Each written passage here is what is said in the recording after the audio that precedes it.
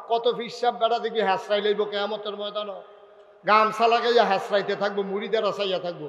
এইরকম হবে, অনেক মুড়িদ জান্নাতে চলে যাবে, পিসাব পরে থাকবে হাসরের ময়দানে, জান্নাতে যাওয়ার কাছেও যাইতে পারবে না। ঠিক কিনা কন? কারণ মুড়িদরে সারা জীবন খালি কইছে আল্লাহ বাবা এই দুনিয়া ছাড়ো, দুনিয়া ছাড়ো, আল্লাহ ধরো, আল্লাহ ধরো। তো মুড়িদ তো হুজুরের কথা অন্য দুনিয়া ছেড়ে আল্লাহ ধরছে, আর হিসাবে দুনিয়া এমন ধরা ধরছে, 1 গ্রাম সাইডা জমিন কিনতে কিনতে আরেক গ্রামও গিয়া ঢুকছে। ঠিক কিনা কও? তাহলে আপনি কইলেন কি, করলেন কি? আপনি বললেন কি আর করলেন কি? ওই যে আপনার নেতাটার মতো, দেখছেন না, 5ই আগস্টের আগ পর্যন্ত টেলিভিশনটা খুললে, পত্রিকার পৃষ্ঠাটা খুললে একবার খালি ডাক দেয়, আসো খেলা হবে। আরে বেড়া, তুই যে কইতাছ খেলা হইব, তোর শৈলের নমুনা তুই চিন্তা করতি না? তোর যে ওপেনার সার্জারি হয়েছে, তোরে খেলা করার লাগে দুইজনে দৌড়া। হ্যাঁ, যে কদম দেয় পাও হালায়, একখানো পরে গিয়ে আর একখানো, হ্যাঁ তোর ফ্যান বেড়াইয়া দুলে, হ্যাঁ ব্যালেন্স নাই। হেই লোকটা মঞ্চ বেড়াইয়া লইয়া ফুটেছে দুপুরইয়া, হেই লোক যদি কয় খেলা হবে, সেতুটনের কথা না কোনছেন, হ্যাঁ খেলা হবে খেলা হবে ডাকে, তো প্রত্যেক দিন কি আর ডাক ভাল লাগে? ফলাফাইন একদিন যখন নাম বেলাইছে বলে আর ভাগ্যা গেছে। দেখবেন যে 5 ওয়াক্ত নামাজ পড়লে পড়বে, না পড়লে নাই। জানাজার ভিতরে দেখবেন নেতা আইসা হাজির। এটা হইলো একটা ভোটের মাধ্যম। মনে করে যে জানাজায় গেলে তাইলে তার আত্মীয় স্বজন তখন মনটা দুর্বল আছে, তো পরে কইতে পারবো আমি তো আপনার ফুতের জানাজা তো গেছি, তোমার বাপের জানাজা তো আমি গেছি, তো আমি এখন নির্বাচন করতে আসি, তোমরা একটা দায়িত্ব আছে না। এই বুদ্ধি কইরা হেরা দেখবেন 5 ওয়াক্ত নামাজের খবর নাই, জানাজার ভিতরে সবার চাইতে আগে আইসা হাজির। বন্ধুগণ, আল্লাহ তাবারক ওয়া তাআলা দুনিয়ার ভিতরে মানুষ বানানোর পরে মানুষকে একটা জীবন বিধান, সংবিধান দিয়েছেন। ইতিমধ্যে আমাদের জেলামীর তিনি অত্যন্ত সুন্দর করে বলেছেন যে মানুষ চলবে কি, কোন পথে, খাবে কি, করবে কি, যাবে কোথায়, সব কিছু যিনি জানেন তিনি কে? যেহেতু আল্লাহ মানুষকে তৈরি করেছেন, আল্লাহ জানেন মানুষ কোন পথে গেলে জান্নাত, কোন পথে গেলে জাহান্নাম, কোন পথে গেলে লাভ আর কোন পথে গেলে লোকসান, কোন পথে ভালো, কোন পথে মন্দ, কোন পথে কল্যাণ, কোন পথে অকল্যাণ, কোন পথে শিরক বিদআত, কোন পথে তাওহীদ রিসালাত, কোন পথে কুফর আর কোন পথে ইসলাম জানানোর জন্য আল্লাহ তাবারক ওয়া তাআলা মানুষকে অনেকগুলো মাধ্যম দিয়েছেন। এর ভিতরে অন্যতম মাধ্যম হলো মানুষের আকল, বোঝ, বিবেচনা, ভালো মন্দ বোঝার ক্ষমতা, যেটাকে শরীয়তের ভাষায় বলা হয় ফিতরাত। মানে জন্মগতভাবেই তার একটা জ্ঞানের আধার আল্লাহ তার বিবেককে দান করেছেন। আপনি এমন জায়গায় আছেন যেখানে দুনিয়ার কোনো মানুষ নাই, আপনি একা, গভীর জঙ্গলের মাঝে আপনি দাঁড়িয়ে আছেন। এখন ক্যাবলা কোনটা আপনি জানেন না, তখন আপনার বিবেক যেই দিকে সায় দেয় সেই দিকেই আপনাকে ক্যাবলামুখী হয়ে নামাজ পড়া লাগবে। আপনি মনে করবেন ওইটাই আপনার ক্যাবলা। এটা ভুল হোক আর শুদ্ধ হোক, যেহেতু জিজ্ঞেস করার কেউ নাই, তা আপনি যাবেন কই? আপনি আন্দাজ করে আপনার বিবেক যেখানে সায় দেয় ওটাকেই ক্যাবলা বানিয়ে, অর্থাৎ ওই মুখী হয়ে আপনি আপনার ইবাদত বন্দেগী করবেন। বন্ধুগণ, এই মানুষগুলো যেন জান্নাতে যেতে পারে, এজন্য আল্লাহ তাবারক ওয়া তাআলা মহামূল্যবান যে কিতাব দিয়েছেন তার নাম হচ্ছে কোরআনুল কারীম। এই কোরআনুল কারীম দিয়েছেন আল্লাহ মানুষের জীবন বিধান, সংবিধান হিসাবে। এই কোরআনের ভিতরে 114টা সূরা আছে। এই কোরআনের ভিতরে 6666 আয়াত আছে। এই কোরআনের ভিতরে 500 আয়াত আছে আলাদা করে, এগুলাকে বলা হয় আহকামুল কোরআন। অর্থাৎ করো, কইরো না, খাও, খাইও না, যাও, যাইও না, ধরো, ধইরো না, এইরকম হুকুম আছে 500। কয়শো? আপনি বলবেন না কয়শো? উনি একবারে টাস্কি লেগে গেছে কেন? সবাই মিলে আমরা কথা বলবো। মঞ্চে যারা আছেন তারাও কথা কইেন ইনশাআল্লাহ। কারণ আমি অনেক জায়গাত মাহফিলে যখন দেখছি যে মঞ্চের তারা কথা কয় না, তো নিচের থেকে কইন্য উঠাইয়া না কইন্ডারে না নামাইয়া দিই। এখন দেখবেন সবাই কইব, এখন এই নামনের ডরে কোয়ার সম্ভাবনা আছে। সবাই কন আমিন। এই যে কইলাম না, এখন দেখবেন কইব, কি আওয়াজটা হইতে আছে। বলেন মারহাবা। এটাকে বন্ধ করেন আপনি। আপনি চালাইতে হলে যেভাবে আছে এইভাবে, ডিস্টার্ব করা যাবে না। এটাকে ধরতে গেলে বন্ধ করে দিতে হবে। পড়েন আলহামদুলিল্লাহ। তাইলে কয়শো আয়াত আছে হুকুমের আয়াত? আল্লাহ যখন বললেন কুলু লা ইলাহা ইল্লাল্লাহ, তোমরা পড়ো লা ইলাহা ইল্লাল্লাহ। আমরা সবাই পড়েন লা ইলাহা ইল্লাল্লাহ মুহাম্মাদুর রাসূলুল্লাহ। এটা পড়ার পরে এখন আমাদের কি দায়িত্ব, কাজটা কি আমাদের? নবীর নাম শুনলে আমরা কি পড়ব? দুই একবার না 12 বার, দুই একদিন না প্রতিদিন, দুই এক সপ্তাহ না প্রতি সপ্তাহ, দুই এক মাস না 12 মাস, দুই এক বছর না সারা জীবন আমরা পড়ব সাল্লাল্লাহু আলাইহি ওয়াসাল্লাম। মুসলমান মন দিয়ে শুনো, যখন আমরা কলমা পড়ে ঈমান আনলাম, আপনারে যদি কেউ জিজ্ঞেস করে আপনি কি ঈমানদার, আপনি বলতে পারবেন না যে ইনশাআল্লাহ ঈমানদার। আপনাকে বলতে হবে অবশ্যই ঈমানদার। বলেন সুবহানাল্লাহ। ঈমানদারের ব্যাপারে কোনো আপোষ নেই, আমরা সবাই ঈমানদার। আমল ভেরি করে, আমল কারো কম হয়, কারো বেশি হয়। কেউ 5 ওয়াক্ত পড়ে, কেউ 4 ওয়াক্ত পড়ে, কেউ পড়ে না, কেউ ঈদের নামাজ পড়ে, কেউ জুমার নামাজ পড়ে, এরকম ভাগ ভাগ আছে। আফসোস কি জানেন, এই দেশটার ভিতরে শতকরা 92 জন লোক মুসলমান। তো যেই দেশে শতকরা 92 জন লোক মুসলমান, এই দেশের মেম্বার, এই দেশের চেয়ারম্যান, এই দেশের উপজেলা চেয়ারম্যান, এই দেশের এমপি, এই দেশের মন্ত্রী, এই দেশের প্রধানমন্ত্রী, এই দেশের রাষ্ট্রপতি হওয়ার কথা ছিল। অন্তত আলেম না হোক, কিন্তু দ্বীনের ইলম আছে এমন লোক হওয়ার দরকার ছিল, ঠিক কিনা কম? কারণ আপনি শতকরা 92 জন লোককে চালাবেন, আপনি নিজেই যদি দিন না বুঝেন, ইসলাম না বুঝেন, ইসলাম না মানেন, তা আপনি এই গোটা মানবতা, এই পুরা এত বড় কি বলে জনশক্তি, 18 কোটি মানুষ, এই মানুষগুলোকে আপনি চালাবেন কেমনে? শতকরা 8 জন মানুষ হিন্দু, বৌদ্ধ, খ্রিস্টান, জৈন, পার্সি, নিগোষ্ঠী সব মিলিয়ে হইল শতকরা 8 জন। মানে 100 জনের ভিতরে 8 জন হইল কাফের, আর বাকি 92 জন লোক হইল মুসলমান। এখন মুসলমানের এমপি, মুসলমানের মন্ত্রী, মুসলমানের রাষ্ট্রপতি হওয়া দরকার ছিল দ্বীনের ব্যাপারে অভিজ্ঞ। এই ধারাটা ছিল আগে, কিন্তু বর্তমান জমানায় এসে দেখা গেছে যে যত বড় বাটফার হে হইল তত বড় নেতা, যে মিছা কথা কইতে পারবো বেশি হে হইল সবচেয়ে বড় নেতা। না শুধু ঠিক না তো, আপনারা তো আবার চা স্টলে বইয়ে বইয়ে প্রশংসাও করে, আমদার যে এমপি বেড়া একটা কই কিতা করছে, এবার আনতেও পারে খাইতেও পারে, মনে হয় যেন তার বাহির দিনের আর কি। হ্যাঁ ঠিক কিনা কও? মুসলমানের নেতা হওয়ার কথা ছিল পরহেজগার, আল্লাহওয়ালা, আর সেই জায়গা হয়ে গেছে সিটার আর বাটফা। তা আমরা কেমনে সুখ পাবো কন, আমরা শান্তি পাবো কেমনে কন? আল্লাহ বইলা এখনো আমাদেরকে বাঁচাই রাখছে, ঠিক কিনা কন? আমার দেশের মন্ত্রী এমপি এই জানাজার নামাজ আর ঈদের নামাজ, এই দুইটার মাঝেও পার্থক্য করতে শিখে নাই, ঠিক কিনা কন? দেখবেন যে 5 ওয়াক্ত নামাজ পড়লে পড়বে, না পড়লে নাই। জানাজার ভিতরে দেখবেন নেতা আইসা হাজির।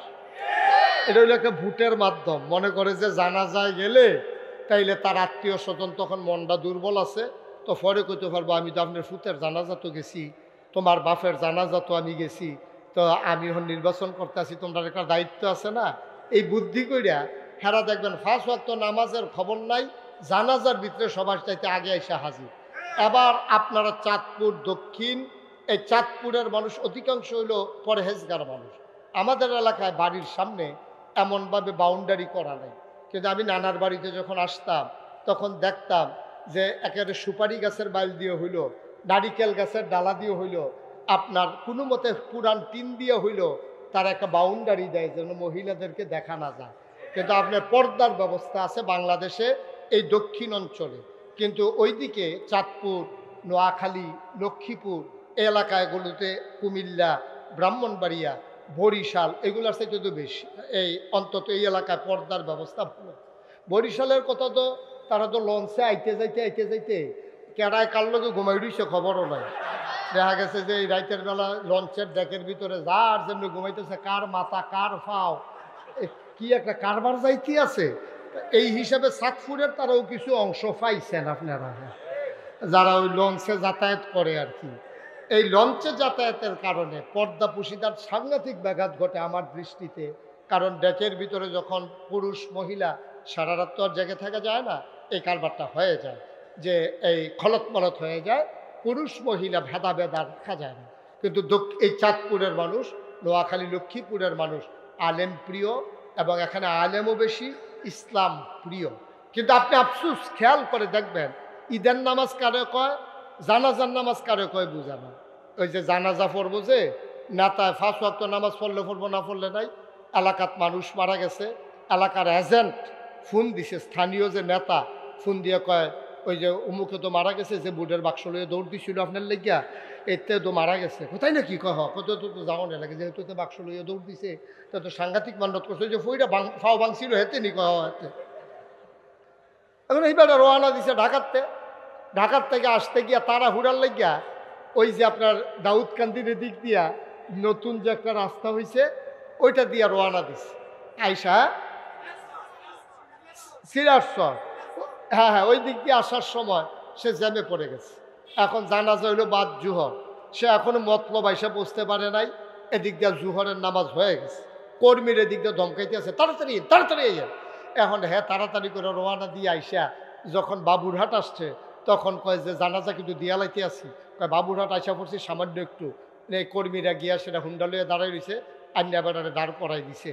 এবার আপনাদের বিবেকের কাছে আমার প্রশ্ন, যেই লোকটা উড়ালের উপরে আইতে আছে হে মাঝে গাড়িটা দাঁড় করাইয়া 10 মিনিটের লেগে জুহরের নামাজ পড়ছে? কথা কন, যেটা বুঝে তোর এটাই কন পড়ছে? তার কি অজু আছে? তার তো এরকম সাংঘাতিক বিপদের ভিতরে দিয়াতে কোনো মতে আইয়া সেটা জানাজায় খাড়াইছে, মাইক দিছে, কথা কইছে আল্লাহ আকবার, জানাজার দাঁড়াই গেছে। আর জানাজার ভিতরে আল্লাহ আকবার আছে কয়বার? কথা কানা দেখি কয়বার? 4 বারের ভিতরে প্রথমবার হাত নাভির নিচে বাঁধা, এরপরে বাকি 3 বার হাত আর উঠানো নাই, এটা হলো জানাজা। তো এই লোক মনে করছে জানাজার ভিতরে যেহেতু রুকু নাই, সেজদা নাই, আর এটা যেহেতু আল্লাহ আকবার ইমাম সাহেব বারবার কয়, হ্যাঁ যতবার আল্লাহ আকবার কইছে অতবার হাতালগি দিচ্ছে। এখন হাতালগি দিছে, পরে লগে দিয়ে এক মুরব্বী ছিল, সেই লোকের আগে মুহ কিছু কথা আটকাইতো, এখন দাঁত ফোড়ার কারণে আর কথা আটকায় না, যে যেটা উচিত কথা এটা হ্যাঁ কইয়েই নাই, সে সাফা দিয়েও রাখতে পারে না, মুখ এখন ঢিল হয়ে গেছে গা। হ্যাঁ হ্যাঁ করতেছে, ও আপনি কি জীবনে জানাজার নামাজ পড়ছেন না? কয় কি হয়েছে? আপনি বারবার এমনি আতালগি দিতে আছেন, কি শুরু করছেন আপনি? দেখেন না নমুনা কি করে সবাই কেন করতেছে। তো হ্যাঁ খুব লজ্জা পাইছে, মনে মনে কয়ার লেগে তো আইতাম চাই না। তারপরে সপ্তাহখানেক পরে হইল ঈদ, সপ্তাহখানেক পরে কি ঈদের নামাজের ভিতরে বেশতি তাকবীর আছে 6টা, কয়টা? এটার ভিতরে কি আল্লাহু আকবার কইলে দৈরা রাহন নালগি দেওয়া? যতই ইমাম সাহেব আল্লাহু আকবার করতে আরো সিফা দিয়া ধরে। জানাজা শেষ হয়েছে পরে কপাল খারাপ তো ওই বুড়া বেড়া লগে দিয়া পড়ছে আবার ঈদের নামাজের পরে। হেবারা কয় কিও আপনি কি ঈদের নামাজও ইচ্ছেন না? কয় কি সমস্যা কি? কারণ যদি সবাই আতালগি দিয়েছে আপনি দৈরা রাখছেন, কথাটাই কইয়েন না। জানাজা তাইয়া আতালগি দিয়ে যেই বিপদও পড়ছিলা সেই দিনে নিয়ত করছি কেডা আতালগি দেয় নামাজের ভিতরে দেখা যাইব। এই হইল বাংলাদেশের নেতা, ঠিক কিনা বলো? এই যদি হয় নেতার নমুনা, তাইলে কর্মীর নমুনা কেমন? আবার আর হিসাব মিলানো লাগে না, এমনি জবাব পাওয়া যায়। মুসলমান মন দিয়ে শুনো রে ভাই, আল্লাহ তাবারক ওয়া তাআলা দুনিয়ার ভিতরে মানুষ বানানোর পরে এমনে এমনে ছেড়ে দেন নাই। কোন পথে গেলে জান্নাত, কোন পথে গেলে জাহান্নাম, কোন পথে গেলে লাভ, আর কোন পথে গেলে লোকসান, কোন পথে ভালো, কোন পথে মন্দ, কোন পথে কল্যাণ, কোন পথে অকল্যাণ, কোন পথে শিরক বেদাত, কোন পথে তাওহীদ রিসালাত, কোন পথে কুফর আর কোন পথে ইসলাম জানানোর জন্যে যুগে যুগে আমার আল্লাহ তিনটা জিনিস মানুষকে দান করেছেন। 1 নম্বরে আকল, 2 নম্বরে আসমানি খেতাব, 3 নম্বরে নবী। যুগে যুগে যেই নবী আর নবীদের ক্রমধারায় সবার শেষ সবার সেরা যিনি নবী আপনার নবী, নবী মুহাম্মদুর রাসূলুল্লাহ সাল্লাল্লাহু আলাইহি ওয়াসাল্লাম। বলেন সুবহানাল্লাহ। বন্ধুরা আমার, ভাইরা আমার, আমার আল্লাহ রাব্বুল আলামিন এই নবী এবং রাসূল পাঠাইলেন। এই নবীরা মানুষদেরকে ডেকে ডেকে দ্বীনের পথে নিয়ে আসলেন। মানুষগুলোকে যখন ডাকলেন, আল্লাহ রাসূল সাল্লাল্লাহু আলাইহি ওয়াসাল্লাম একটা মানুষের সকল দিক তিনি সুন্দরভাবে গড়ে তুলতে চাইলেন। খুব খেয়াল করে মনোযোগের সাথে শোনেন। একটা মানুষের কয়েকটা দিক। 1 নম্বরে ব্যক্তি জীবন, 2 নম্বরে পারিবারিক জীবন, 3 নম্বরে সামাজিক জীবন, 4 নম্বরে অর্থনৈতিক জীবন, 5 নম্বরে রাজনৈতিক জীবন, 6 নম্বরে ইন্টারন্যাশনাল রিলেশন। সেটা হলো মানুষের সাথে মানুষের সম্পর্ক, আন্তর্জাতিক পর্যায়ে মানুষের যে সম্পর্ক, এটা হলো ইন্টারন্যাশনাল রিলেশন। বলেন সুবহানাল্লাহ। তাহলে 1 নম্বরে ব্যক্তি জীবন। এখন ব্যক্তি জীবনে ইসলাম আছে নাকি নাই? কথা কন, জুড়ে কইন একটু। এই ছেলে, এই ছেলে বসো। উমাতে দোকানটা খুললে সরছি না, কয় বাহি দেন।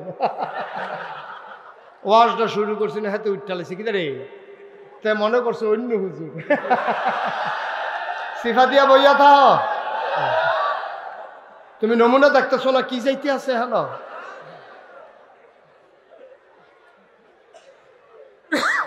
মারহাবা কন, জোরে কন মারহাবা। তো যেই কথাটা বলতেছিলাম, ব্যক্তি জীবন।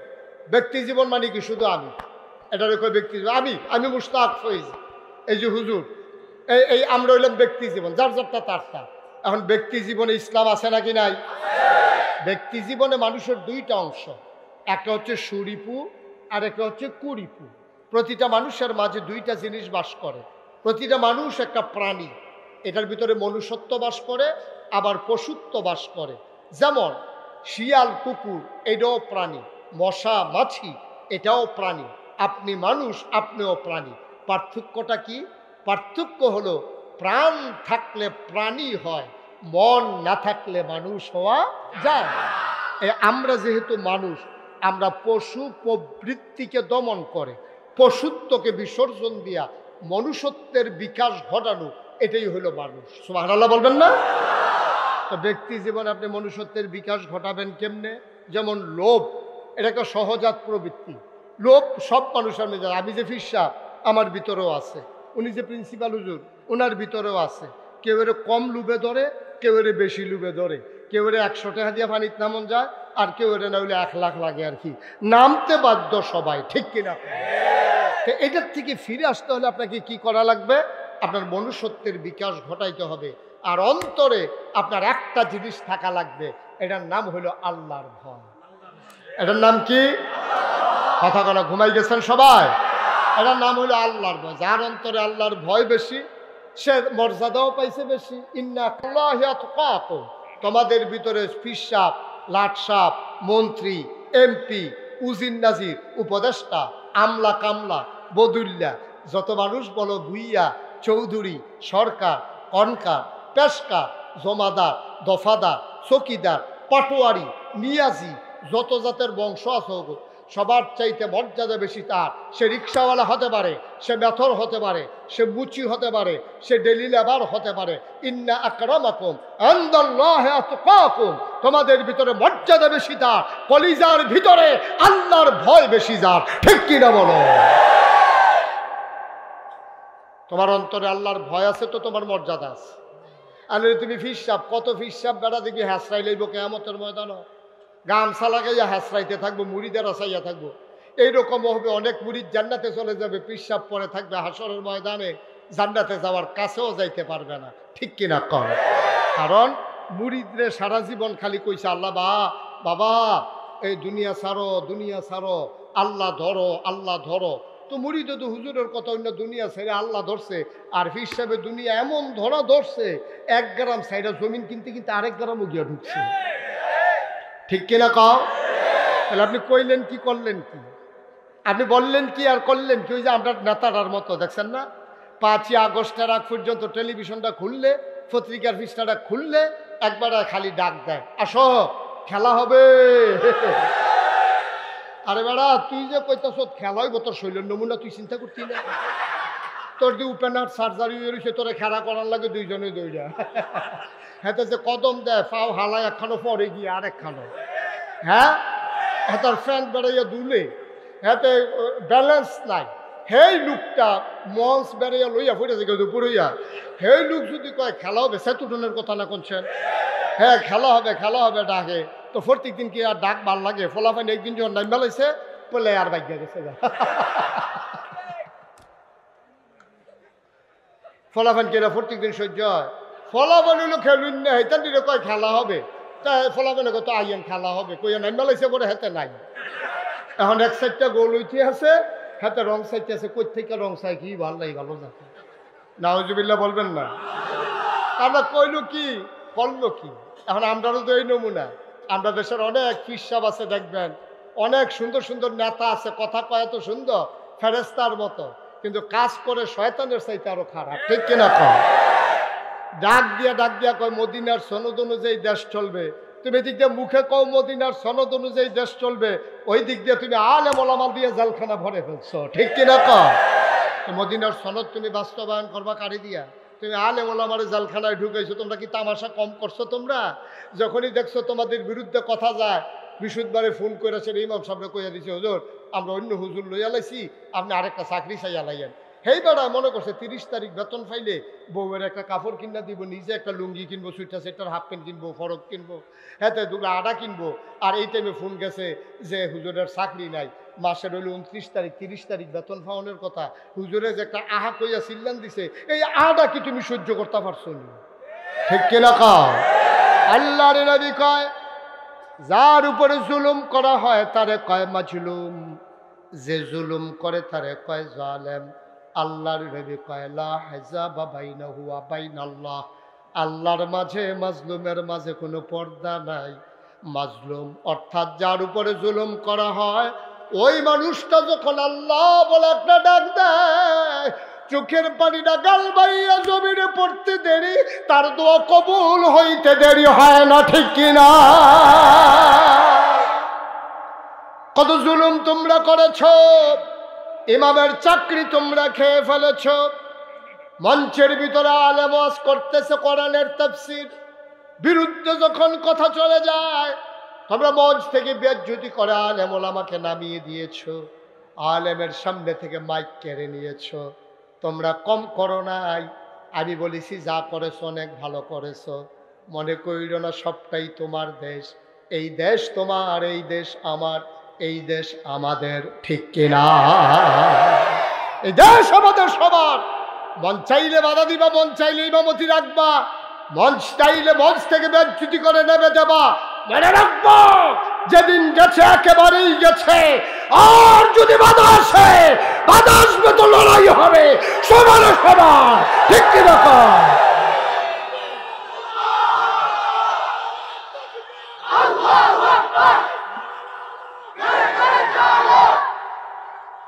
সবাই পড়ে না আমিন। মনে হয় যেন তারার বাহার বাড়ি আমরা মামুর বাড়ি বেড়াইতে আইছি। আচ্ছা আজ তো মিলে, আমি তো মামুর বাড়ি বেড়াইতে আমি আইছি। হ্যাঁ আজটা মিলে আর কি, সব সময় না। মনে যেন তারার বাহার বাড়ি আর আমরা মামুর বাড়ি, তারা যা মন চায় তা করবে, আর আমরা এই দেশ সবাই আইছি না। এই আলেম ওলামাগুলা এই দেশে জন্ম হয় নাই। তোমরা যা করেছো, এই জেলখানার গুলোর ভিতরে থাকার কথা ছিল চোর, গুন্ডা, বদমাইশ, আর এই জেলখানার ভিতরে জায়গা করে দিয়েছো তোমরা আলেম ওলামাকে। ঠিক কিনা খাও? তামাশার একটা শেষ আছে বাবা, সবসময় তামাশা চলে না। আল্লাহ ধরে ধরে ধরে না, ধরলে আল্লাহ মুসলমান, তাইলে ব্যক্তি জীবনে তুমি একজন সৎ মানুষ হবা। এই জন্য সৎ মানুষ লাগবে সকল জায়গায়। তোমার ঘরে যেমন সৎ মানুষ দরকার, সমাজে সৎ মানুষ দরকার, মেম্বারিতে ওয়ার্ডে সৎ মানুষ দরকার, আর ইউনিয়নে সৎ মানুষ দরকার, এমপি হবে সৎ মানুষ, দেশের রাষ্ট্রনায়ক হবে সৎ মানুষ, ঠিক কিনা? আজকে সৎ মানুষের বড় অভাব, কারণ তোমার অন্তরে আল্লাহর ভয় নাই। আল্লাহর ভয় যার অন্তরে নাই, সে যা ইচ্ছা তাই করতে পারে, যা ইচ্ছা সে তাই করতে পারে, তার তো আল্লাহর ভয় নাই। কারণ আল্লাহ তাবারক ওয়া তাআলা কোরআনুল কারীমে 21 পারায় আর সর্বশেষ সূরা সূরা আহজাব, যেটার ভিতরে 9টা রুকু 73টা আয়াত, ওই সূরার শুরুতে আল্লাহ বলেছেন, ইয়া আইয়ুহান নবী, হে নবী, ইত্তাকিল্লাহ, আপনি ভয় পাবেন শুধু আল্লাহকে। ওয়ালা তুতিল কাফিরিন ওয়াল মুনাফিকিন, কাফের মুনাফিক যারা, আপনি তাদের অনুসরণ অনুকরণ করবেন না। বাংলাদেশে শত শয়তানি আছে, সবগুলা কাফের মুনাফিকরা আবিষ্কার করেছে। এই যে আমাদের দেশে অর্থনৈতিক অবস্থায় সুদ, এটা কি মুসলমানের আবিষ্কার না কাফেরের আবিষ্কার? মুসলমানের আবিষ্কার হলো যাকাত। মুসলমানের আবিষ্কার কি? যাকাত। আল্লাহ দিয়েছেন যাকাত, সাদকা, এগুলা সাধারণ দান, এগুলো হচ্ছে মুসলমানদের আবিষ্কার, অর্থাৎ আল্লাহর দেওয়া বিধান। আর এইগুলার ডিঙ্গাইয়া আবিষ্কার করা হলো কি? এই আপনার সুদ। সুদ এমন এক গুনাহ, আল্লাহ রাসূল সাল্লাল্লাহু আলাইহি ওয়াসাল্লাম বলেছেন সুদের 70টা গুনাহ। সর্বনিম্ন গুনাহটা হলো নিজের জন্ম দেওয়া, পেটে ধরা মায়ের সাথে জিনা করা। 70 নম্বর গুনাহটা। ছেলে, এই আস্তাগফিরুল্লাহ, লা হাওলা ওয়ালা কুওয়াতা ইল্লা বিল্লাহ। সুদের 70টা গুনাহ, সর্বনিম্ন গুনাহটা হলো মায়ের সাথে জিনা করা। এই আমার দেশে এই সুদ আছে নাকি নাই? আপনি ব্যক্তি জীবনে সৎ হতে পারেন নাই। আপনি পীর সাহেবের দরবারে বসে বসে লা ইলাহা ইল্লাল্লাহ জিকির করতে আছেন, লা ইলাহা ইল্লাল্লাহ। আপনার জিকিরের লগে লগে মসজিদ সুদ্ধা জিকির করে, মাছ জিকির করে, গাছ জিকির করে, বেরিয়েছে কর বাবারে। হুজুরের জিকির অন্যরকম জিকির। আপনার জিকিরে খুশি হইয়া বেরিয়েছে দেশি মুরগার ডিম ফাটাইছে, তারপরে আপনার দেশি মুরগা ফাটাইছে, বিদেশি ফুতর কম্বল ফাটাইছে, আতর ফাটাইছে, হাদিয়া ফাটাইছে। আপনার জিকিরে সবাই খুশি। আপনি জিকির করতেছেন হরদুমছে, আপনার জিকিরের সময় এমন আওয়াজ হয় কারবার ঘোড়াই ফেলতেছেন আপনি। এমন সময় যার কাছে সুদের টেহা লাগাইছেন, হেতে মসজিদের বাইরে আইয়া কইতেছে, ভাই সুদের টেহারা লইয়া ইসলাম কই আইতাম। হেবার লা ইলাহা ইল্লাল্লাহ, মসজিদের ভিতরে আইয়াল্লাহ।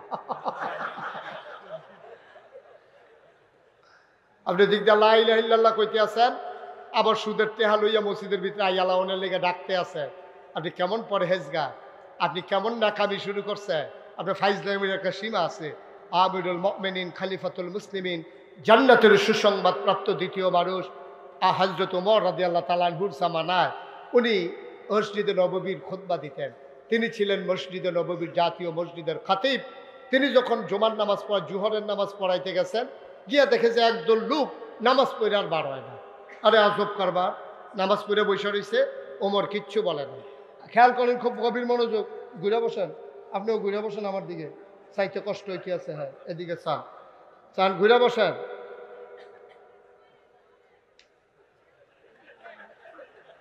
কথা কন যাবে হলো, আমিন কর।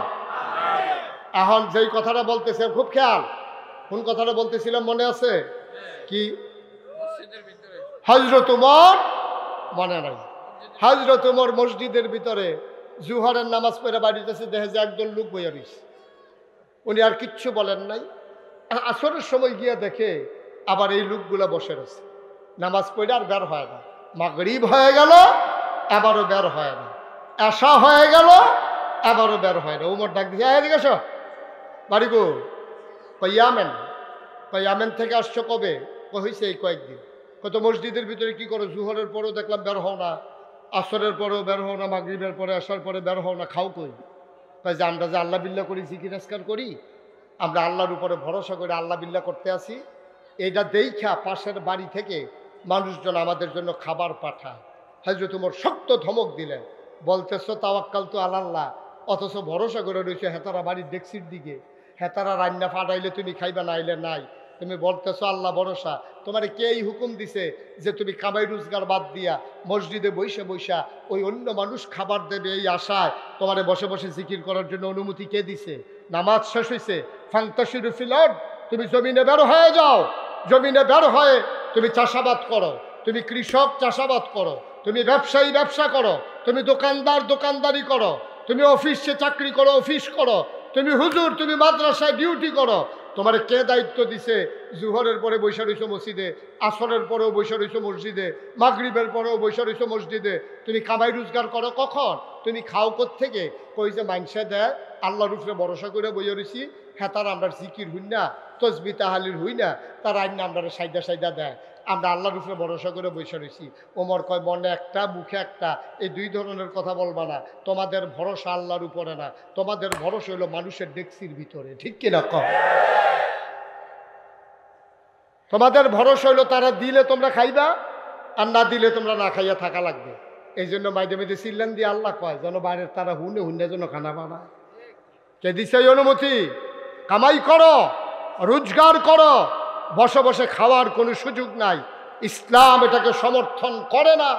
আল্লাহর নবী একদিন বসে বসে খাবারের অপেক্ষায় ছিলেন, একটা প্রমাণও দিতে পারবা না। আল্লাহ রসুল সাল্লাল্লাহু আলাইহি ওয়াসাল্লাম তিনি পরিশ্রম করেছেন, তিনি কষ্ট করেছেন, তিনি নিজে মেহনত করেছেন, মানুষের বাড়িতে কাজ করেছেন। ওই ইহুদির কাছ থেকে তার কূপের পানি উঠাইয়া তার থেকে সামান্য খেজুরের বিনিময়ে তিনি দায়িত্ব পালন করেছেন। তিনি পরিশ্রম ছাড়া এক বেলাও খাইতে চাননি, তিনি বসে বসে সময় কাটাননি। মুসলমান ব্যক্তি জীবনে তুমি সৎ হও, তুমি সোনার মানুষ হও, আল্লাহর ভয় তোমার অন্তরে জাগিয়ে নাও, তাইলে তুমি হয়ে যাবা সোনার মানুষ। আল্লাহ তাবারক ওয়া তাআলা কইয়া আইয়ুহান নবী, হে নবী, আত্তাকিল্লাহ, আপনি ভয় পাবেন আল্লাহরে। এখানে একটা চিকন কথা আছে। কেন আল্লাহ বললেন আল্লাহকে ভয় পাওয়ার জন্য? কেন বললেন না তুমি ভয় পাবা পীর সাহেবকে? কেন বললেন না মাকে ভয় পাবা? কেন বললেন না আব্বাকে ভয় পাবা? কেন বললেন না সমাজপতিকে, রাজনীতির নেতারে ভয় পাবা? কেন বললেন আল্লাহকে ভয় পাবা? যদি আল্লাহ বলতো এই শাহাতলির মানুষ তোমরা ভয় পাবা নাগাইশের পীর সাহেব মুশতাক ফয়েজিরে, তাইলে আপনারা পাহারা দিতেন। কোন সময় মুশতাক ফয়েজি আসবে? বছরে আসবে একবার, থাকবে 3 ঘন্টা। আপনারা 3 ঘন্টা ভালো হয়ে থাকাটা সহজ, কিন্তু 12 মাস আপনারা ভালো থাকতেন না, যেহেতু পীর সাহেব 12 মাস আপনাদের কাছে থাকে না, ঠিক কিনা? যদি কইতো যে তুমি ডরাইবা আল্লাহ, রাজ শাহাতলির মানুষ হাজার হাজার জনতা শুনো, তোমরা ডরাইবা আম্মারে, তা আপনি পাহারা দিল নিলে আম্মায় কোন দিন বাপের বাড়ি বেড়াইতো যায়, সেদিন আপনি মন মতো কাজ শুরু করে দিতেন। আপনার যদি কইতো তুমি ভয় পাইবা তোমার শাহাতলি মাদ্রাসার প্রিন্সিপাল হুজুরে, তা আপনি পান শাহাতলি মাদ্রাসার যাওয়ানোর আগে দিয়া কুলি টুলি কইরা বিড়ি টিড়ি হালাইয়া মাদ্রাসার যাইতে আছেন। আল্লাহ কইছে হুজুরে ডরানের লেগিয়া, এর লেগিয়া বিড়ি টিড়ি সব বাজারের আগে বিড়ি হালাই দিয়ে রেললাইন ফাড়নের আগে বিড়ি মিড়ি হালাইয়া গুস্তেঙ্গি টুস্তেঙ্গি সাইডা দিয়ে সবাই সুযোগ আরো, কারণ হুজুরের সামনে পড়ে যাবে গা। আল্লাহ হুজুরে ভয় পাইতে কইছে। আল্লাহ হুজুরের কথা বলে নাই, হুজুর এখন আছে তখন নাই, পীর সাহেব আজকে আছে কালকে নাই। ভাই আপনি রোজার মাসে অজু করতে আছেন, চৈত্র বৈশাখ মাসের রোজা, একজনের চাপ দিতে আছে, আপনি জুহরের টাইমে অজু করতে আছেন, ঠান্ডা পানি গলায় মুখে গেছে পরে মন্ডায় চায় 2 ঢুক পানি খাইয়া ফালাই। আপনি যদি এই মাঝের 2 কুলিটা ঢুক গিল্লা 2 পার্শ্বের কুলি ফালাই দেন, যে চাপ দিতে আছে হ্যাঁ তো বুঝতো না আপনি যে মাঝের কুলিটা ঢুক গিল্লা লাইছেন, ঠিক কিনা কও? হাতে বুঝার কি কোনো উপায় আছে? আপনি যে কুলি ফালাইতে আছেন হাতে তো মনে করছে এ ফালাইছে, তাই সে কুলি কোন বুকিত যে কয়বার নিল কয়বার হালাইলো হাতের তো দরকার নাই। তাইলে দেখেন আল্লাহর ফায়সালাটা দেখেন। আল্লাহ পীর সাহেবের কথা কয় না, মার কথা কয় না, বাপের কথা কয় না, নেতার কথা কয় না, সর্দারের কথা কয় না, হুজুরের কথা কয় না, কয় কার কথা? যে ধরাইবা আল্লাহরে। কেন? হুয়াল হাইয়ুল কাইয়্যুম লা তাখুযুহু সিনাতুন ওয়ালা নাওম। কারণ এই আল্লাহ চিরস্থায়ী, তিনি চিরঞ্জীব, তিনি কখনো ঘুমান না, কখনো ঝিমান না। তুমি রাতের অন্ধকারে কোনো কাজ করলেও আল্লাহ দেখেন, পানির নিচে ডুব দিয়া কোনো কাজ করলেও আল্লাহ দেখেন, টেবিলের উপর দিয়া নিচে দিয়া যেদিক দিয়ে তুমি ঘুষ নাও, কেউ দেখো কার না দেখো, একজন দেখে, তিনি কে? এটা দেখো আল্লাহর ভয়। এ আল্লাহর ভয় অন্তরে যখন জায়গা হয় মানুষগুলো হয়ে যায় সোনার মানুষ। পশ্চিমা বিশ্বের মনীষীরা গবেষণা করলো, মানুষগুলো ছিল বর্বর, বেদইন, যাযাবর, মূর্খ, অসভ্য, জাহেল, অভদ্র, অশালীন। এই মানুষগুলো কেমন করে হলো ভদ্র, সুশীল, আধুনিক, আল্লাহওয়ালা, পরহেজগার? কেমন করে এই মানুষগুলো হলো? তারা চিন্তা করে দেখেছে, নবীজি তাদেরকে 23টা বছর, মক্কায় 13 বছর, মদিনায় 10 বছর, তাদেরকে আল্লাহর ভয় এমনভাবে অন্তরে ঢুকাই দিছে, রাতের আধারেও তারা একটা অন্যায় করে না। 1 কোটি টাকা পরে থাকলেও তারা ফিরে তাকায় না। মহিলারা, আহা, কথা তো বাইরে যেতেছে, কষ্ট হইতেছে নাকি? কত যেটা মনে পড়ছে এটা কি কইলিতা? হযরত উমরের জমানায় এক মহিলা নাকে ফুল, কানে দুল, গলায় মালা, হাতে মালা, একেবারে স্বর্ণ মুদ্রা নিয়ে রওনা করছে মরুভূমির মাঝ দিয়া। পরন্ত বিকেল, সূর্য ডুবো ডুবো প্রায়। এই সূর্যের যখন ডুবে যাচ্ছে এমন সময় খোলা মাঠের মাঝে দিয়া মহিলা রওনা দিছে। একজন লোকও নাই, পাশে কোনো বাড়িঘরও নাই, শুধু একটা যুবক সামনে পড়ছে আর মহিলার গায়ের ভিতরে অলংকার। যুবকটা জিজ্ঞেস করে, ও মহিলা, তোমার কি ভয় নাই? তুমি যে নাকে ফুল, কানে দুল, গলায় মালা, হাতে বালা, স্বর্ণ মুদ্রা, টাকা পয়সা নিয়ে এই অবেলায় রওনা করছো, কেউ যদি তোমার চুরি করে, ডাকাতি করে, তুমি কি করবা? তোমার ভয় লাগে না? মহিলা কি কয় শুনছেন? মহিলা কয়, হ্যাঁ অবশ্যই ভয় লাগে। ভয় লাগে তো? কয় কি ভয় লাগে? তাইলে হাঁটো কেমনে? কয় ভয় লাগে আমার জন্য না, তোমার জন্য।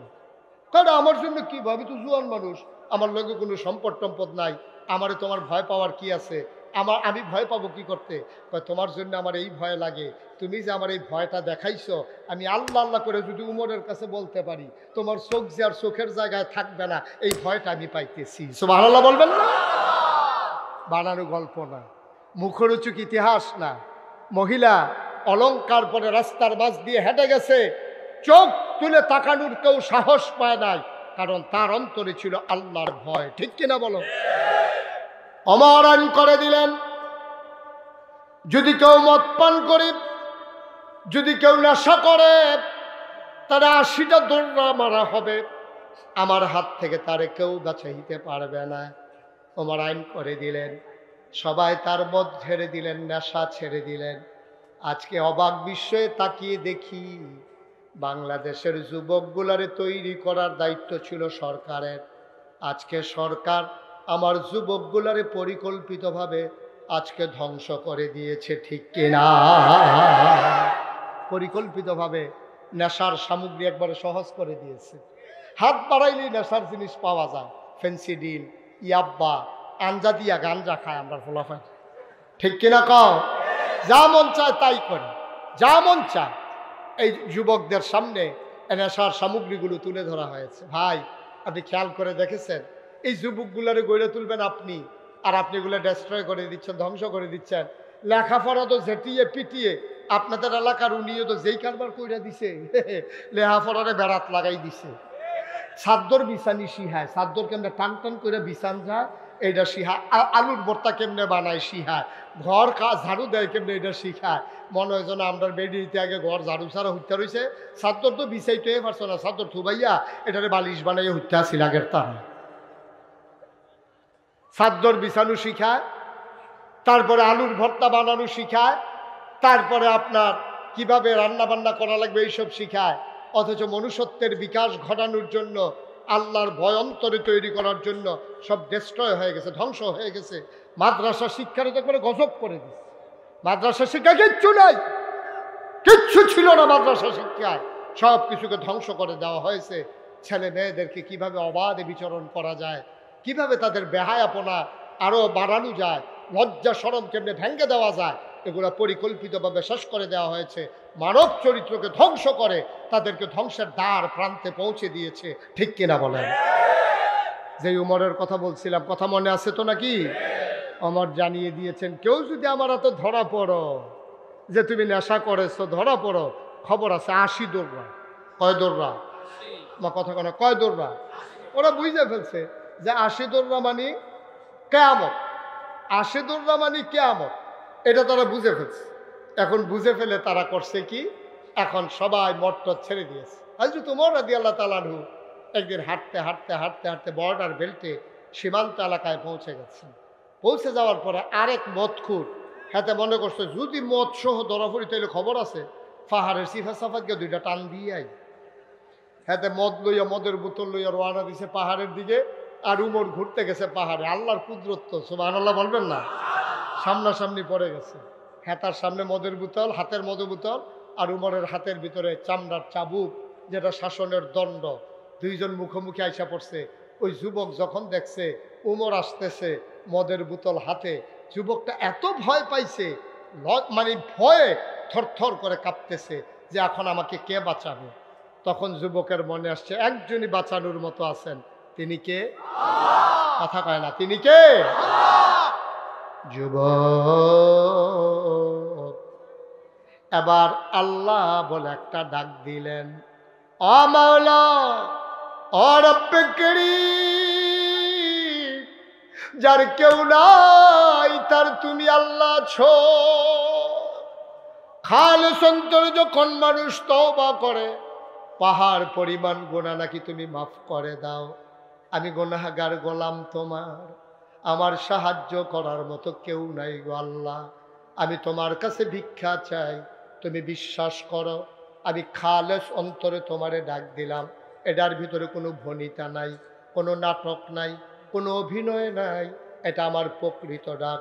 ও মাওলা রাব্বে কারীম, আজকে এই বিপদের দিনে যদি তুমি আমাকে বাঁচাই দিতে পারো, খোদার কসম দিয়া বলতেছি আমি যতদিন বেঁচে থাকবো কোনো দিন আর নেশার সামগ্রীর কাছেও যাব না, যাব না, যাব না। বলেন সুবহানাল্লাহ। বান্দা চাইছে কার কাছে? আমার কথা কয় না, চাইছে কার কাছে? আল্লাহর কাছে। চাইলে আল্লাহ দেয় নাকি দেয় না? আল্লাহ কয় উদউনি আস্তাজিব লাকুম। বান্দারে, ও বান্দা, তুই আমারে ডাক দে, ডাক দিতে দেরি, আমি কবুল করতে দেরি নাই। বান্দা যখন ডাক দিয়েছেন, বান্দা আল্লাহর কাছে চাইলেন এবারের মতো বাঁচিয়ে দাও, কোনদিন আর মদের বোতল স্পর্শ করব না। আল্লাহ তাবারক ওয়া তাআলা ডাক কবুল করে নিলেন। বান্দার অন্তরে প্রশান্তি চলে আসলো। ওমরের মুখোমুখি পড়ে গেলেন। বান্দা চাদর গায়ে দিয়ে হাঁটতেছেন। ওমর কয় দেখে হাতের ভিতরে কি? দেখে যে হাতের ভিতরে বোতল। ওমর বুঝে ফেলছে বোতলের ভিতরে নিশ্চয়ই মদ। ওমর বলতেছে বোতলের ভেতরে কি? বান্দা মন দিয়ে ওই আল্লাহকে সাক্ষী রেখে তাওবা করেছে। বান্দা এবার বলে বোতলের ভিতরে দুধ। বোতলের ভিতরে কি? আমার কথা কয় না, কি আসলে ছিল কি? আচ্ছা, মদের দুধ বানাইতে পারে পৃথিবীর কোনো প্রযুক্তি আছে? একজন পারে, তিনি কে? আবার যখন বলছে দুধকে দেখি বোতল, উমরের সন্দেহ হয়েছে তো, বোতল নিয়ে দেখে যে ঠিকই দুধের গন্ধ, মাদকের কোনো গন্ধ নাই। ওমর ছেড়ে দিলেন। তাইলে বুঝা গেল আল্লাহকে ডাকলে আল্লাহ দিয়ে দেন। সিদ্ধান্ত নেবার পালা, এটা ওন ডিসিশন, এটা আমার সিদ্ধান্ত। আমি গুনাহ করব না, এই পৃথিবীতে আমারে কেউ গুনাহ করাইতে পারবে না। ঠিক কিনা কয়? আপনার সিদ্ধান্ত। আল্লাহর ভয় অন্তরে জাগিয়ে নিলেই আপনার জন্য সহজ। কথা যেটা মনে পড়ছে এটা বলে ফেলাই। একবার চুরি করে 40 বছর। কয় বছর? আরে কথা কয় না, কয় বছর? 40 বছর ধরে হুজুর চুরি করিয়া। হাতে 40 বছরের ভিতরে জীবনে তো ধরা পড়ছে না। করতে জানি সে একটা খাঁটি সরিষার তেল আনে, তো এমনভাবে মাহে তারে ধরলে তো বুচুরিয়ে বাড়ি জিজ্ঞা, এ ফিসলা খাইয়া বাড়ি জিজ্ঞা, তে খাল ফাড়ি জিজ্ঞা লাভ দিয়া গত 2 বছর ধরে 2 বার ধরা পড়ছে। তো চিন্তা করলো আমার দিয়া বুঝে আর চুরি হইতো না, যেহেতু 2 বার ধরা পড়ে গেছি, আমারে দিয়ে আর চুরি হবে না। এই চুরি জিনিসটা বোধ আমরা এলাকায় আর থাকতো না রে, শেষ হয়ে যাবে। আমি না গেলে, আমি না থাকলে আর চুরিটা করলো কে? সুতরাং চুরিটা শেষ, এই শিল্পটারে ধরে রাখা দরকার আছে। হ্যাঁ, নিজের ফুতেরে কোথায় ফুতরে, আমি যদি মইরা যাই তাহলে চুরিও তো শেষ হয়। চিন্তা করছি তোর এই চুরিটা শিহামু। তো কইতেছে আব্বা কি আজকের থেকে শুরু করতাম? আরে না, আজ থেকে শুরু করতাম। প্রথমে তোরে ট্রেনিং দেবো, কয়েকবার আনমু নিমু, তারপরে ঘরের ভিতরে ঢুকামু আরো পরে। তখন আব্বা আজকে আমার কাজ কি? আমি যখন চুরি করতে যাবো তুই সাইড রাস্তার মোড়ে দাঁড়াই থাকবি, যদি দেহ যে কেউ আইতে আছে তুই শুধু কবি আইয়ে রে, আর কিছু কোয়ার দরকার নেই। হ্যাঁ, তো দাঁড়াই দিছে। তার আব্বা ঘরের ভিতরে যখন ঢুকবে মাত্র মাথা দিছে, এমন সবাইতে সিলান দিছে আইয়ে রে, আইয়ে রে কইছে। তার আব্বুটা দিছে দৌড়, দৌড় দিয়া দুজনে রেল স্টেশন গিয়া গামতে গামতে খাড়াইছে। শাহাতলি রেল স্টেশন। তার বাহে জিগাইতেছে পুত্রে তোরে না কইলাম কেউ রে দেখলে কইবি যে আইয়ে রে, কারে দেখছ? ছেলেরা কানতে আছে। কারে কারে দেখছ? কস না, নাম কস না। সন্তান চোখের পানি ছেড়ে দিয়ে কাঁদে, ডাক দিয়া কয় আব্বা। ডাইনে তাকাইলাম দেখি কেউ নাই, বামে তাকাইলাম দেখি কেউ নাই, সামনে তাকাইলাম কেউ নাই, পেছনে তাকাইলাম দেখি কেউ নাই। হঠাৎ করে উপরের দিকে নজর চলে গেল, আমার মনে হইল কেউ যেখানে দেখে না ওখানে যেন আমার আল্লাহ তাকিয়ে আছে।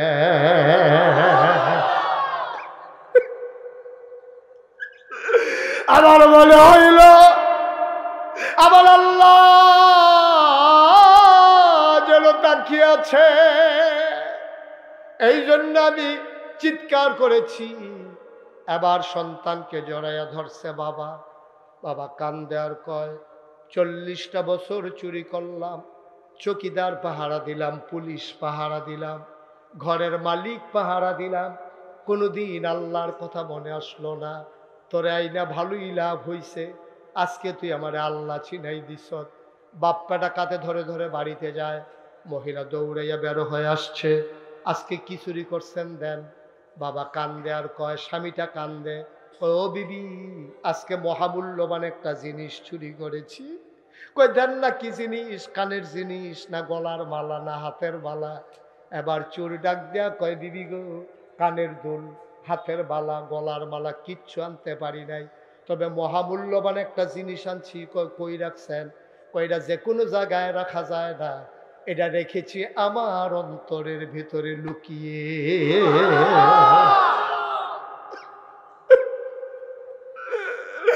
আমি অন্তরের ভিতরে লুকাই রাখছি, আজকে আমার সন্তান আমারে দিছে, আমার সন্তান আমারে শিখাই দিছে। মহিলা কয় কি জিনিস আনছেন? বেড়া হাউ মাউ করে কান্দে, বাচ্চা ছেলেটা দাঁড়িয়ে আছে। এবার লোকটা ডাক দেয়া কয়, বিবি 40 বছর চুরি করলাম, কোনোদিন আল্লাহ কারে কয় চিন্তাও করলাম না, আজকে তোমার ছেলে আমারে আল্লাহ চিনাই দিছে, আমি আল্লাহ চিনে ফেলছি। আমার অন্তরের ভিতরে আজকে আল্লাহর ভয় জেগে গেছে। আমার এই সন্তান আমারে ফিরিয়ে এনেছে, যা করলাম সবই ভুল হয়ে গেল, আর কোনোদিন এই কাজ না। কারণ যতই মানুষের চোখ ফাঁকি দেই, একজনের চোখ ফাঁকি দেওয়া যায় না, তিনি আমার আল্লাহ, ঠিক কিনা? তাহলে অন্তরে ভয় থাকবে কার? জোরে কথা কন, কার? কলিজায় ভয় থাকবে কার? এই আল্লাহর ভয় নিয়ে আপনি যখন চলবেন, তখন পুলিশ লাগবে না, র্যাব লাগবে না, গোয়েন্দা লাগবে না, দলীয় ক্যাডার লাগবে না, চৌকিদার লাগবে না, পীর সাহেব লাগবে না, লাট সাহেব লাগবে না, কেউ লাগবে না। আল্লাহর ভয় আপনাকে পারফেক্ট মানুষে পরিণত করে দেবে ইনশাআল্লাহ। সবাই পড়ে না আমিন, জুড়ে পড়ে না আমিন। আল্লাহর এই মানুষকে, আল্লাহর ভয় মানুষকে কতটুকুন মানুষ বানায় দেখেন। আল্লাহর এই ভয় মানুষকে কতটুকুন মানুষ বানায়। আল্লাহ রাসূল সাল্লাল্লাহু আলাইহি ওয়াসাল্লাম, কষ্ট হচ্ছে আপনাদের? কথা বলা কষ্ট হচ্ছে? আর একটু এই কয়েক মিনিটের ভিতরে ছেড়ে দিচ্ছি ইনশাআল্লাহ। আমি শুরুতেই বলেছিলাম লম্বা সময় কথা বলবো না, যেহেতু আমাদের মাঝে আরো অনেক ওলামায়ে কেরাম আছে, ওনারাও কথা বলবেন। আমি আমারটা শেষ করে দিলে ওনারা শুরু করে দেবেন ইনশাআল্লাহ। আল্লাহ যেন কবুল করে। সবাই পড়ি আমিন, জুড়ে পড়ি আমিন। বন্ধুরা আমার, ভাইরা আমার, আমার আল্লাহ রাব্বুল আলামিন এই জন্য আল্লাহর ভয় অন্তরে জাগাতে চাইলেন। মানুষটা তখনই সৎ মানুষ হয়ে যায় যখন মানুষটার অন্তরে আল্লাহর ভয় থাকে। তখন যে যেই জায়গায় থাকে, তখন তার অসৎ কাজ করা তার দ্বারা আর সম্ভব হয় না। এত গেল ব্যক্তি জীবন। এবার আসো, ব্যক্তির পরেই হলো পারিবারিক জীবন। পারিবারিক জীবন কারে কয়? স্বামী এবং স্ত্রী, এটা হলো সবচেয়ে ছোট্ট পরিবার। স্বামী আর স্ত্রী, এটা একটা পরিবার। স্বামী আর স্ত্রী। যদি বলেন যে হুজুর আরেকটু বড়, তাহলে স্বামী স্ত্রী আব্বা আম্মা। যদি বলেন আরেকটু বড়, স্বামী স্ত্রী আব্বা আম্মা ছেলে মেয়ে। যদি বলেন আরেকটু বড়, স্বামী স্ত্রী আব্বা আম্মা ছেলে মেয়ে ভাই বোন, এই মিলিয়ে হলো পরিবার। সুবহানাল্লাহ বলবেন না? জুড়ে বলেন সুবহানাল্লাহ। মুসলমান মন দিয়ে শুনো রে ভাই, পরিবারের ব্যাপারে আল্লাহ কি বললেন? আসো মা বাবার ব্যাপারে, আসো স্বামী স্ত্রীর ব্যাপারে আল্লাহ কোরআনুল কারীমে ঘোষণা করে দিলেন, পরিবারের বিধান জানতে চাও শুনে যাও। হুন্না লিবাসুল লাকুম ওয়া আনতুম লিবাসুল লাহুন্না। তোমরা পরিবারের সম্পর্কে কথা শুনতে চাও শুনে যাও। তোমার যে স্ত্রী, এই মহিলারা, একটু মনোযোগের সাথে শুনেন। এই জায়গায় হাজারো জনতা যারা আছেন মন দিয়ে শুনেন। আল্লাহ কয় হুন্না লিবাসুল লাকুম, এই পুরুষেরা তোমাদের জন্য মহিলারা হইল গায়ের পোশাকের মতো। ওয়া আনতুম লিবাসুল লাহুন্না, তোমরা যারা পুরুষ তোমরা হইলা মহিলার গায়ের পোশাকের মতো। বলেন সুবহানাল্লাহ। কি সুন্দর উদাহরণ দিয়েছে দেখছেন। কয় মহিলারা হইল তোমাদের গায়ের পোশাকের মতো, আর তোমরা পুরুষেরা মহিলার গায়ের পোশাকের মতো। আচ্ছা, আল্লাহ তাবারক ওয়া তাআলা অন্য কিছুর সাথে তুলনা না দিয়া গায়ের পোশাকের সাথে তুলনা দিলেন কেন? আল্লাহ তাবারক ওয়া তাআলা দেখলেন যে গায়ের পোশাকের চাইতে কাছাকাছি মানুষের কিচ্ছু থাকে এমন কিচ্ছু নাই। আমার পাঞ্জাবির নিচে একটা গেঞ্জি আছে, এই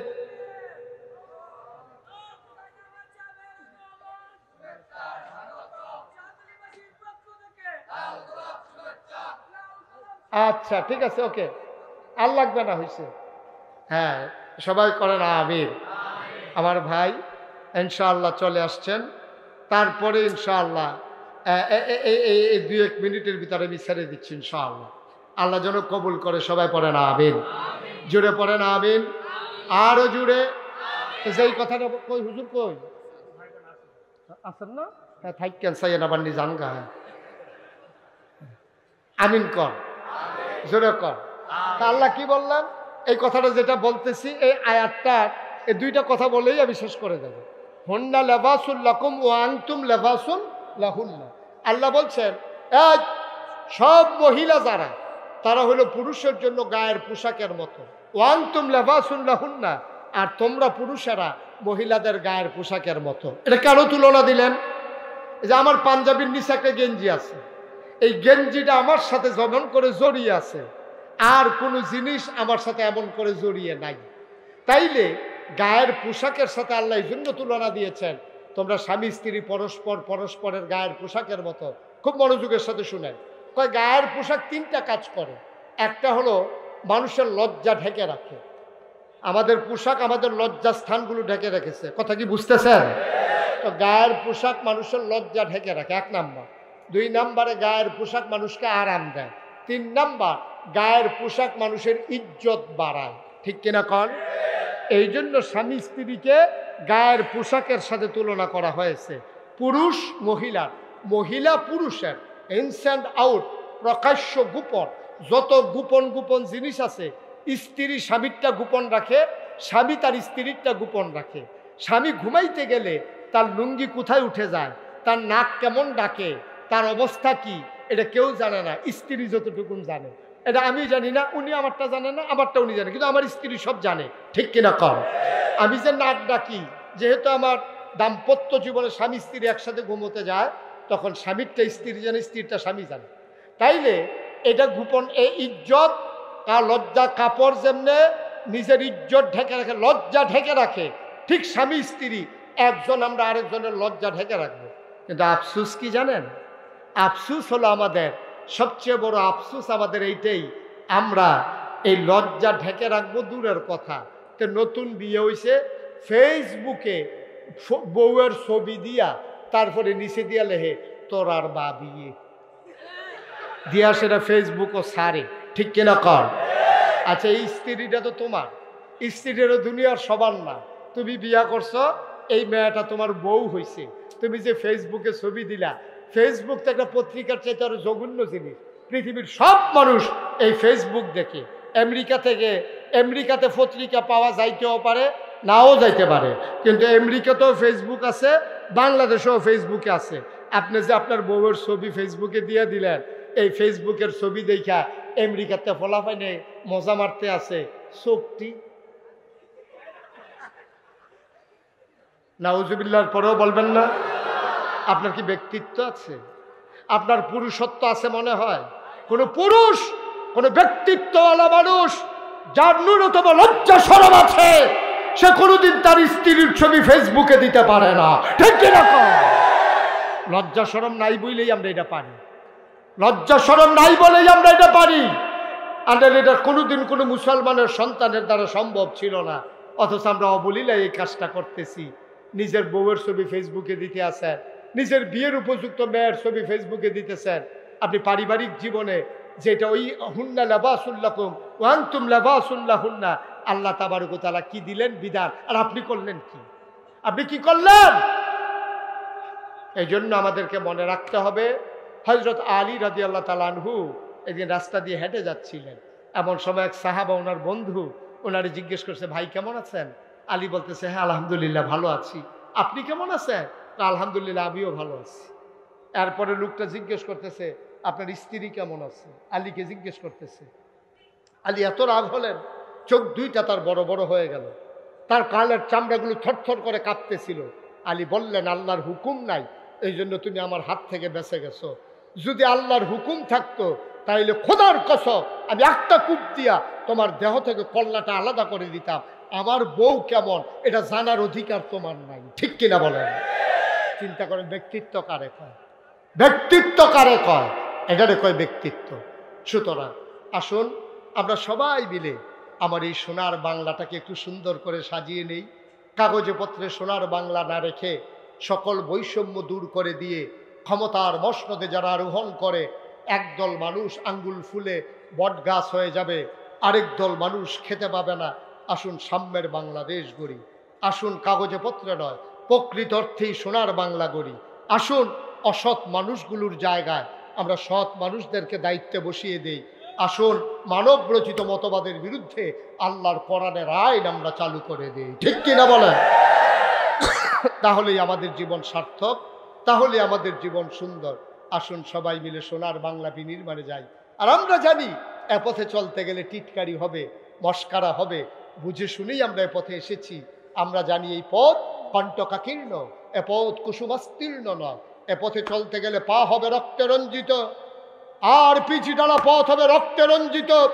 নাফ নদীর স্বচ্ছ স্ফটিকের মতো পানি যেমন করে কাশ্মীরের মুসলমানের রক্তে রঞ্জিত হয়েছে, আরাকানের মুসলমানের রক্তে যেমন করে নাফ নদীর পানি রক্তে রঞ্জিত হয়েছে, আর কাশ্মীরের ঝিলাম নদীর পানি, আর ফিলিস্তিনের গাজার ভূখণ্ডের সবগুলো বাড়িঘর যখন মাটির সাথে মিশে গেছে, তখন এই একখণ্ড বাংলাদেশ থেকে আমরা চিৎকার করে জানিয়ে দিতে চাই, এ পথ কণ্টকাকীর্ণ, এ পথ বড় দুস্তর, এই পথ পাড়ি দিয়ে মঞ্জিলে মকসুদে যেতেই হবে।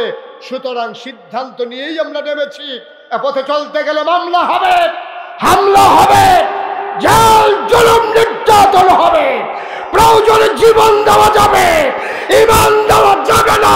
রাজি আছো কিনা? হাত তুলে দেখা।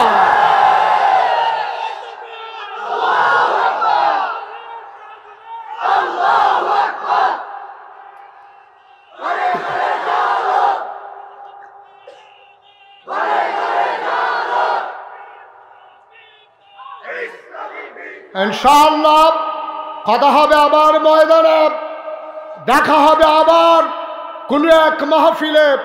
সবার জন্য দোয়া করি, সবার কাছে দোয়া চাই। চিৎকার করে বলিষ্ঠতার সাথে জানিয়ে দাও, আমরা ছিলাম, আমরা আছি, আমরাই থাকবো ইনশাআল্লাহ। সবার জন্য দোয়া। আসসালামু আলাইকুম ওয়া রাহমাতুল্লাহি ওয়া বারাকাতুহু। অনেক বড় বড় উলামায়ে কেরাম আছেন, ওঠা যাবে না, বেয়াদবি করা যাবে না। একজন আলেমকে আনতে অনেক কষ্ট হয়, অনেক কষ্ট হয়। সুতরাং এই কাজটা করবেন না। ইচ্ছে করলে আগামীকালকে এখানে আবার মাহফিল হবে না। সবাই মনোযোগের সাথে বসবেন। সবার জন্য দোয়া করি।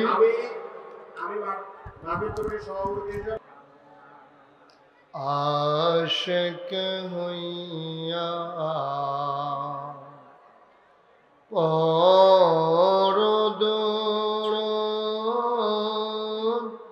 মাশুক তোমার মদিনায়, আশিক হইয়া পরদ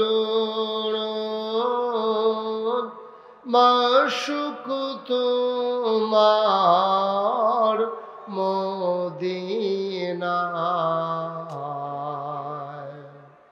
আশিক যদি হইতে পারো, আশিক যদি হইতে পারো, যাইবা সোনার মদিনায়। আল্লাহুম্মা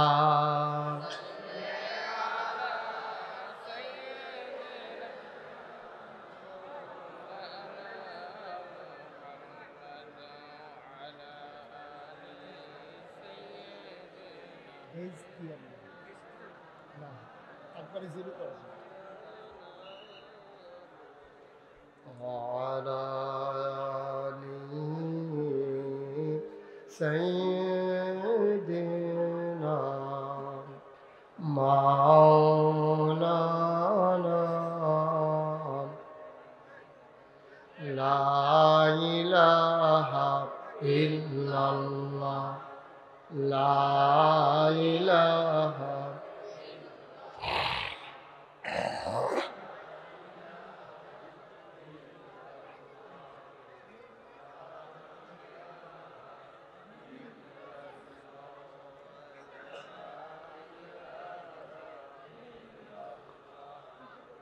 لا إله لا إله لا إله إلا الله محمد رسول الله صلى الله عليه وسلم اللهم صل وسلم وبارك عليه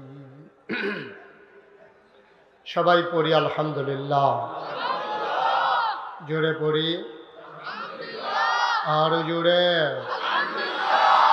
আল্লাহ তাবারক ওয়া তাআলার দরবারে আমরা লাখ কোটি শুকরিয়া জ্ঞাপন করছি, জেনে আমাদেরকে ঐতিহ্যবাহী ঐতিহ্যধন্য পূর্ব শাহতলী কেন্দ্রীয় জামে মসজিদ ও হিফজুল কোরআন হাফিজিয়া মাদ্রাসা এতিমখানার হাফেজ ছাত্রদের পাগড়ি প্রদান উপলক্ষে আজ ১ ফেব্রুয়ারি রোজ শনিবার বরকতময় দিন শেষে অন্ধকারের চাদর যখন পৃথিবী ঢেকে দিয়েছে, জানান দিয়েছে রাত হয়ে গেছে। আহা, একটা আওয়াজ কানে বাড়ি খা, আরো কমানে দিক দেয়া।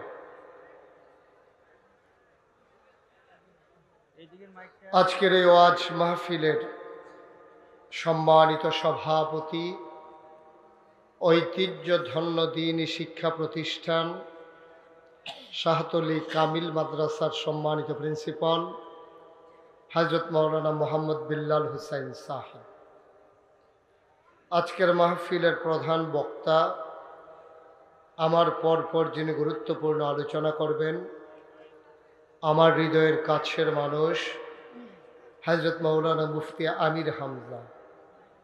কথা বলেছেন হযরত মাওলানা দ্বীন ইসলাম চাঁদপুরি। আরও আলোচনা করেছেন মাওলানা মিজানুর রহমান মোল্লা। আমন্ত্রিত অতিথিবৃন্দ, উপস্থিত হয়েছেন বাংলাদেশের ঐতিহ্যধন্য দ্বীনকে লালন করে যারা নিজেদের জীবনে ধারণ করেছেন। ৫৬,০০০ বর্গ মাইলের ইঞ্চি ইঞ্চি জমিতে যারা দ্বীনের প্রচার প্রসারে কাজ করে যাচ্ছেন, দ্বীনকে বিজয়ী শক্তি হিসেবে দেখতে চান, বাংলাদেশ জামাত ইসলামীর চাঁদপুরের জেলা আমির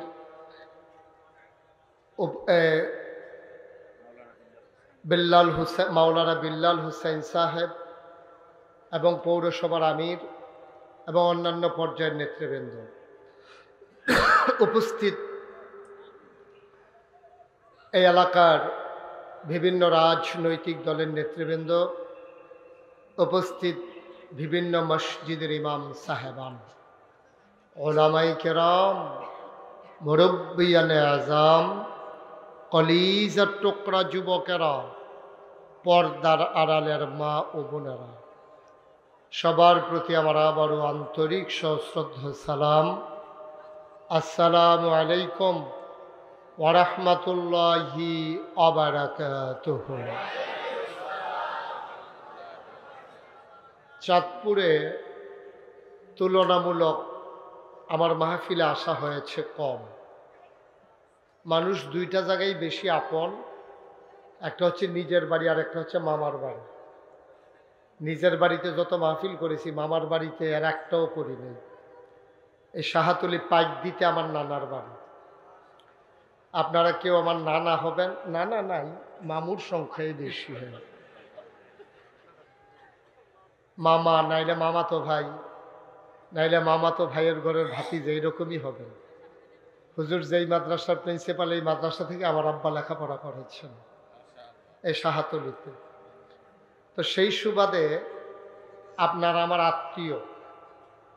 এই আত্মীয়তার কারণে এখানে কথা বলার পরও আমি কিচ্ছু কইতে আছি না হলো, কারণ যেহেতু আত্মীয় এই জন্য কিছু বলতেছি না। কিন্তু এখনো এই যে একবারে চুপ। আপনি এখানে দায়িত্ব পালন করা লাগবে না। আপনি দায়িত্ব পালন করতে গিয়ে দরফাস লাগাইছেন বেশি। বেড়া দিছে খেত বাছাই হলে এখন বেড়ায় খেত খাওয়ান শুরু করছে। আপনি আওয়াজ করেন কেন? ইশারা ইঙ্গিতে কাজ করেন। পুরা এই জায়গাটাকে বাজার বানাই ফেলছেন আপনারা কয়েকজন ভলান্টিয়ার মিলে। করছেন কি আপনারা? যারা মোবাইলগুলো ধরে রেখেছেন দয়া করে মোবাইলগুলো বন্ধ করেন। আমি এক কথা দুইবার বলি না, দ্বিতীয়বারের সময় ধমক দেই। বন্ধ করেন সবার মোবাইল। একটা মোবাইল যেন ধরে না রাখা হয়। আপনারটা মোবাইল না, না এভাবে না রেকর্ড হয়, না শোনা হয়। আপনি আর অন্যের ক্ষতির কারণ হচ্ছেন, আপনি নিজেরও নিজের ক্ষতির করতেছেন। আপনি তো ওয়াজ শুনতে পারতেছেন না, এটা বন্ধ করে পকেটে ঢুকান। মনোযোগের সাথে সবাই কথা শুনতে হবে ইনশাআল্লাহ। পিন পতন নিস্তব্ধতার মাঝে খরগোশের মতো কান খাড়া করে মাছের মতো নিষ্পলক নয়নে আমরা কথা শুনবো ইনশাআল্লাহ। ওয়ামা তাওফিকি, আল্লাহ যেন কবুল করে, সবাই পড়ে আমিন। বন্ধুগণ, লম্বা সময় কথা বলবো না, যেহেতু আমার পরে আরো দুইজন বক্তা আছেন, আমার পরে আরো দুইজন কথা বলবেন।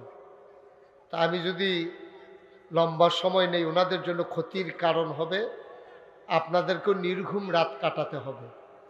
আমি চেষ্টা করব কম সময়ের ভিতরে কিছু কথা বলার জন্যে, যেগুলো আমার জন্য দরকার এবং আপনাদের জন্য দরকার। আল্লাহ যেন কবুল করে, সবাই পড়ে না আমিন।